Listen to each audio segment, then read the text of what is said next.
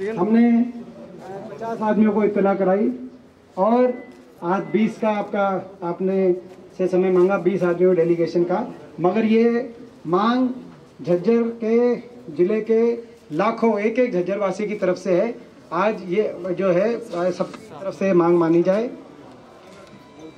तो और पूरे देश में हर जिले में आज हमने हर जिले के उपायुक्त को, अभी मैं स्वयं अभी सोनीपत उपायुक्त तो फिर रोहतक डीसी से मिलकर अभी आ रहा हूँ ज्ञापन देके, और आपको यहाँ पे हम दे रहे हैं ज्ञापन।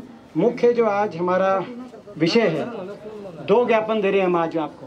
पहला जो मुख्य विषय है, जो हमारा पूरे देशवासी जो देशव्यापी हमारी आज ये जो हमने धरना प्रदर्शन का कार्यक्रम कांग्रेस पार्टी ने किया है, जो तेल के भाव, डीजल और पेट्रोल के भाव पूरी दुनिया में सबसे महंगे हिंदुस्तान में कर दिए गए हैं, जिसमें सबसे सस्ता आज अंतर्राष्ट्रीय बाजार में कच्चे तेल की कीमत आई है।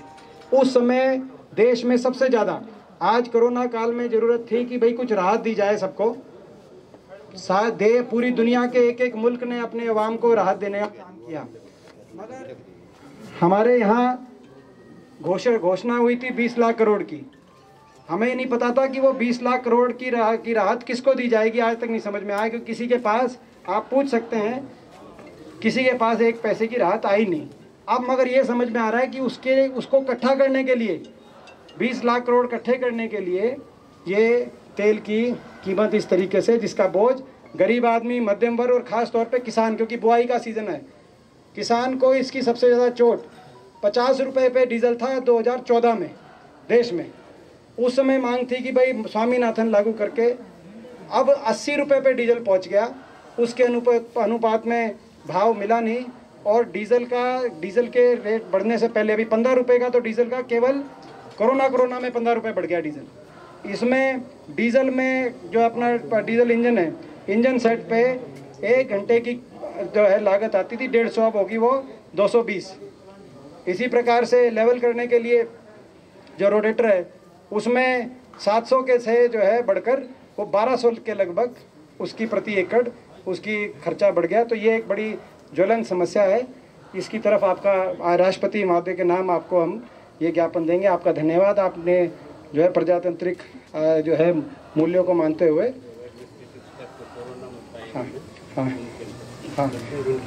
हाँ, दूसरा ये विशेष तौर पे झज्जर ज़िले में एडमिनिस्ट्रेटिव स्टेप जो उठाए गए कोरोना के लिए, क्योंकि ये हमने शुरू से कहा कि ये राजनीतिक मुद्दा नहीं है, ये मुद्दा हर राजनीति से ऊपर उठ के है।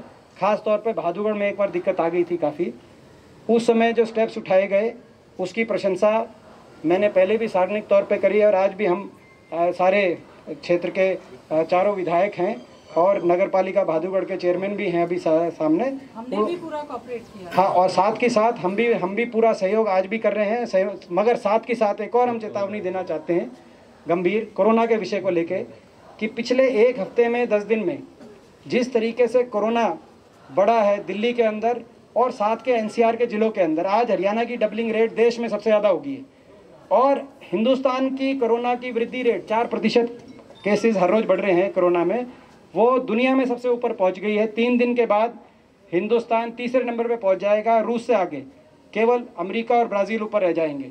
तो ये एक बड़ी अति गंभीर चिंता का विषय है। इसमें हम सब एकजुट हैं। जैसे पहले डी साहब आपका, हमने हर कदम पे साथ सहयोग किया आपसे, और आपका भी रहा, क्योंकि हमने जब भी आपसे बात करी हम उस बात से संतुष्ट रहे, आगे भी करेंगे।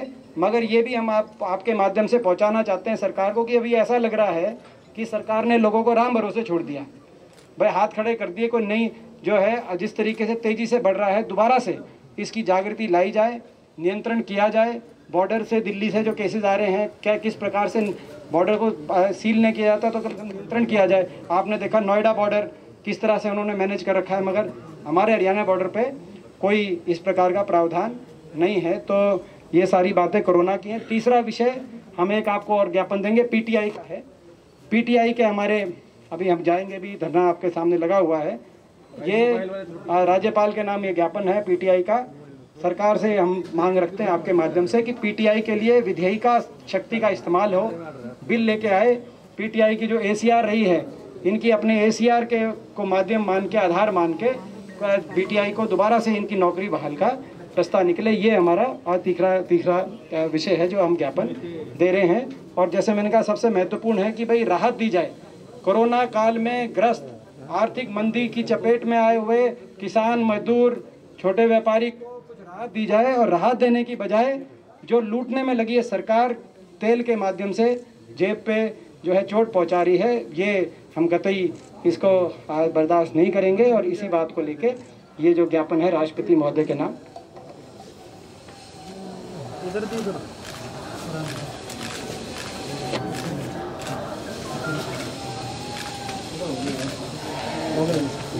भाई ये झंडा हटाना प्लीज।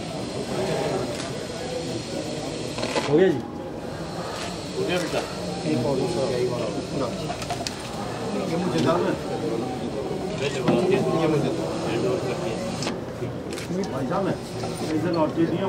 नुकसान हो रहा है ये वाला बात भी हुई थी हिसाब से, मेरी बात हो गई थी। और मैं आज उसके बारे में भी दोबारा से जहाँ नुकसान हो गया आप सारे हो। और इसके बाद मेरे पास आओ, दोनों तीनों विषय आपने कोविड वाला कहा, TDO वाला कहा, इस पे तो फिर हम इस बार धरने में फिर उसके बाद ऑफिस में ये भी PTI का जो ये PTI के में माननीय राज्यपाल तो आप लोगों ने सोशल डिस्टेंसिंग का पूरा और मेरे ख्याल से जितना कहा था उसी के हिसाब से आप लोग आए। चलिए, आपका भी धन्यवाद। आपका बहुत बहुत धन्यवाद है।